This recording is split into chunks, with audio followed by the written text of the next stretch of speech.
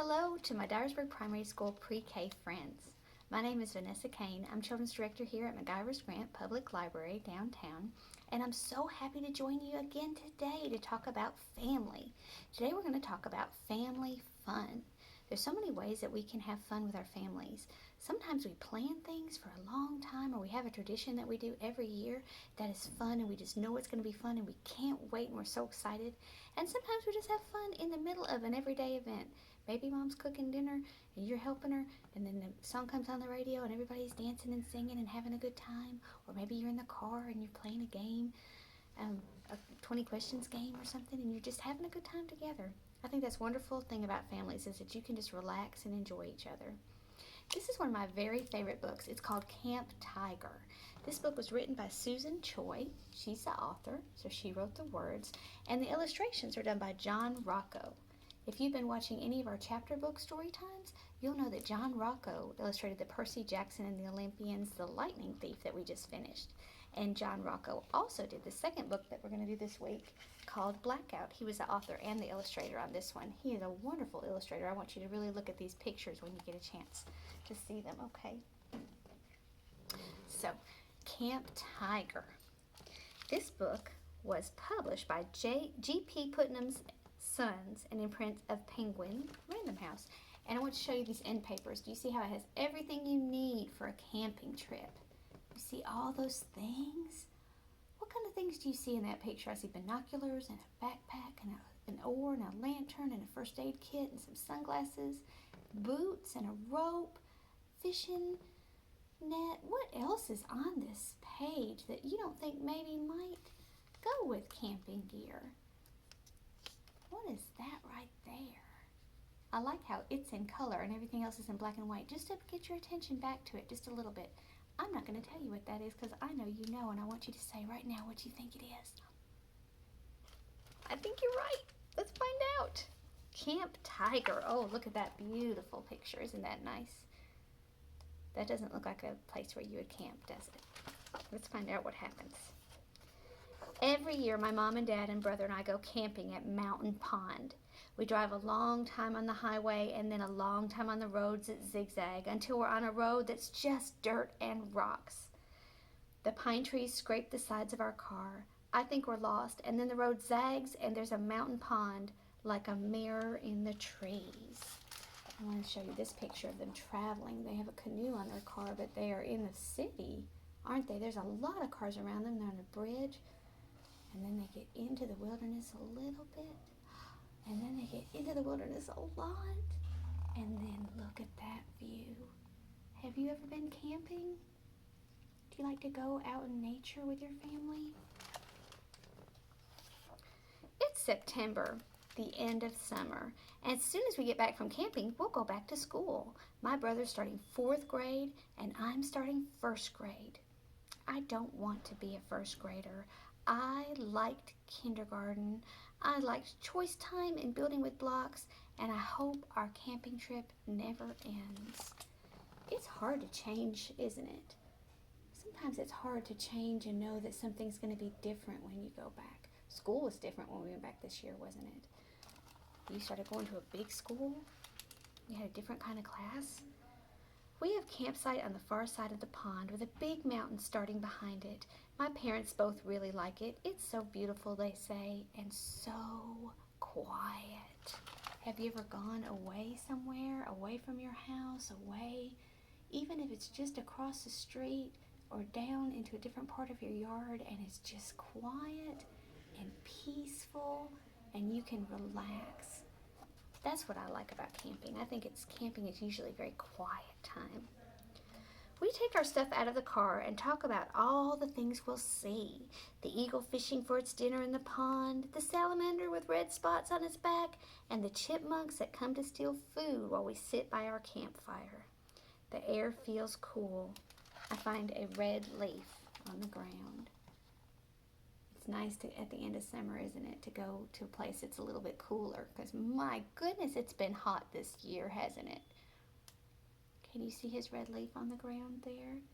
You see his brother is going fishing, and his mom and dad are setting up camp. You see the boat? While we're working on the tent, everything gets really still. My mom puts her hand in a way that means don't move and don't talk. Look at everybody getting very still all of a sudden while they're putting up the tent. What do you think is going to happen? Do you remember what the name of the book is? What do you think might happen? A tiger steps silently out of the woods and stands next to the stone fireplace. The tiger is orange with black stripes and has a stern face and big, heavy paws. But he seems smaller than a tiger should be. It's still big, like our neighbor's German shepherd that scares me sometimes on the sidewalk. But for a tiger, it's small, and it doesn't scare me. It also is very thin, and it talks. Have you ever met a tiger that talks? I think I would be kind of scared. I think that I would be scared if I found a tiger that was in my campsite. But if it talked, I don't know. Do you have an extra tent? Asked the tiger. I have a cave, but I still feel cold. What would you say if a tiger asked you for a tent? Would you say, sure, come get in my tent? Or would you be kind of scared and say, hey, I don't have an extra tent? I know what we do. It's a 2-person tent that we brought as a place for me and my brother to play if it rains. Yes, my dad finally says when my mom stares at him. We'll set it up when we finish this one. There's the extra tent. I think that's really nice that they let the tiger borrow their extra tent. I bet they were kind of nervous though. We set up the 2 tents in silence. I noticed that while we're working, the tiger starts acting like a cat, a more regular cat. He sits down and grooms himself slowly, especially cleaning his paws. I don't see claws. He must have them pulled in. I think he's cleaning himself to make us feel more comfortable with him. It works. My mom keeps looking over at him, and I can tell that she thinks he is beautiful. When we're done, my dad holds out his arm in that goofy way that means voila. There they are. See, his dad says, voila. That's French for here it is. And there's the tiger taking a bath while he's waiting for his tent. Do you think that that's why he took a bath? Do you think that the little boy is right?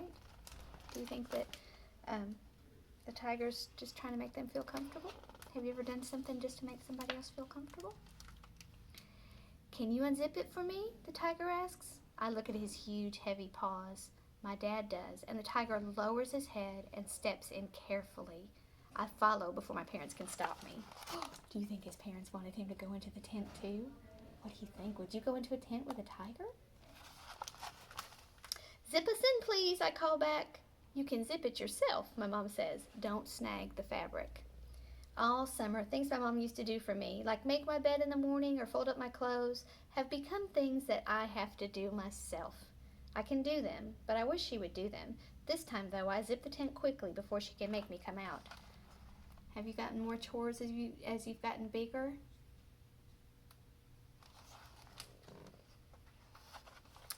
Inside the tent, the tiger lies down so he's shaped like a C, and he puts his head on his paws. I wrap my arms around him and bury my face in his fur. He smells like sunshine and pine needles.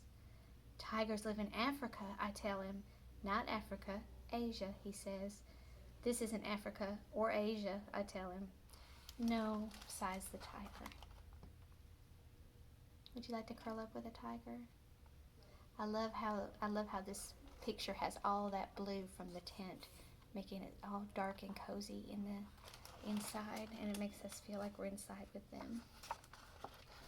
All weekend, the tiger stays with us.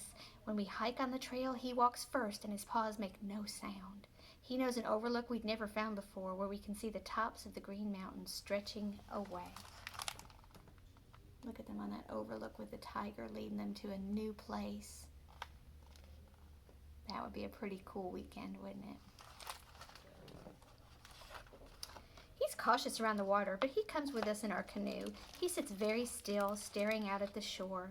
I barely have to reach down to trail my hand in the water. The canoe's running low, my dad says, because of the weight of the tiger, I guess. We paddle slowly so we won't tip over. You've grown too, my mom says. You think he's gotten heavier as he's grown bigger? He kind of seems like he doesn't want to grow up very much in this story right now. I think his mom's excited that he's growing up, isn't she? It's a fun time. At the fishing spot, my brother catches a pumpkin seed fish right away, which is what always happens. I don't want to fish, I say, sitting next to the tiger, and nobody makes me. He's getting a little bit bigger. He can do some other things that he wants, can he? Sometimes we do things with our family, and we just enjoy watching other people do things, don't we? But after a while, I get up and put bait on my hook. I hate fish, I say, as I cast. I love fish, said the tiger. I'll eat any fish that you catch. I almost never catch any, I tell him, but today I catch one. Just big enough to keep, says my dad when he measures. I'll eat it raw, says the tiger. I like to eat the whole thing and feel its tail swish around in my stomach. Ugh, we all say, but we are laughing. There is a tiger fishing. He's fishing a little different than the little boy is. Can you see the little boy at the top of the page with his fishing pole? And the tiger, he's swimming underwater and getting those fish with his claws. He doesn't need a hook, does he? That's pretty cool. We never see other people. My mom says because it's late in the season, even the park ranger never comes by. Let's have a quiet weekend with the tiger. Our last night, my brother and I get to stay up extra late in the camp chairs and watch the fire until it dies out. I can see the tiger's eyes in the darkness like the very last embers. I want to look for shooting stars, I say. I want to go in the canoe in the dark and look up at the stars. Nobody seems to hear but the tiger. I like that picture. Isn't that a beautiful picture?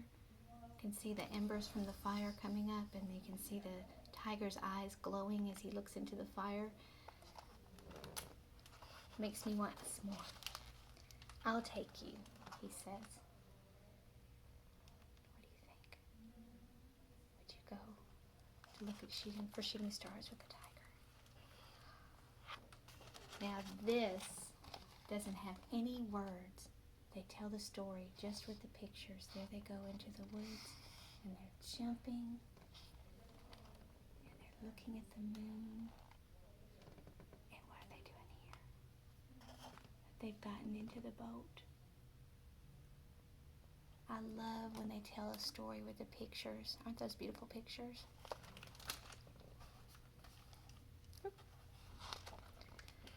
The tiger pushes his paws through the sparkling black water instead of using a paddle. I steer, which I was never good at, except now I steer really well. I see the stars shining deep in the water and our canoe gliding high in the sky. And then we're back, and my mom and dad lift me into our tent. Not the tigers, but I'm too tired to stop them. There he is. Can you see the stars reflected in the water? And it looks like the canoe is actually floating through the stars and the sky. I'm going to get a little closer so you can see all those wonderful details. Do you see the lily pads in the pond? And the little boy and his tiger?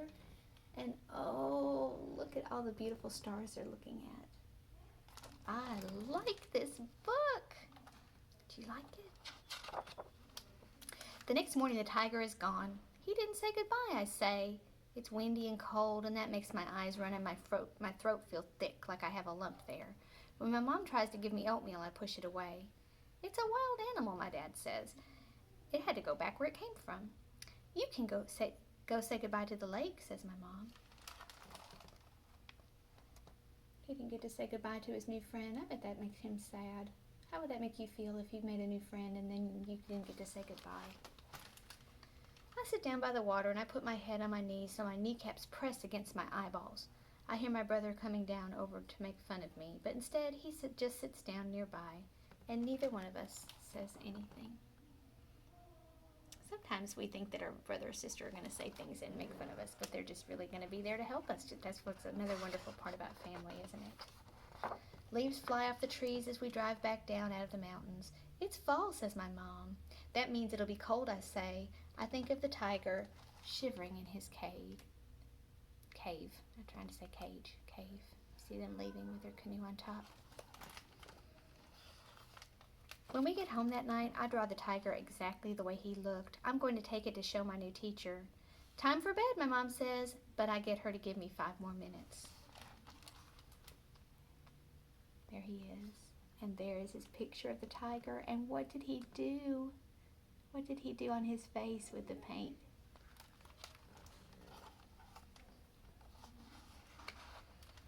I want to finish my picture before I forget. I like that book. Did you like that book?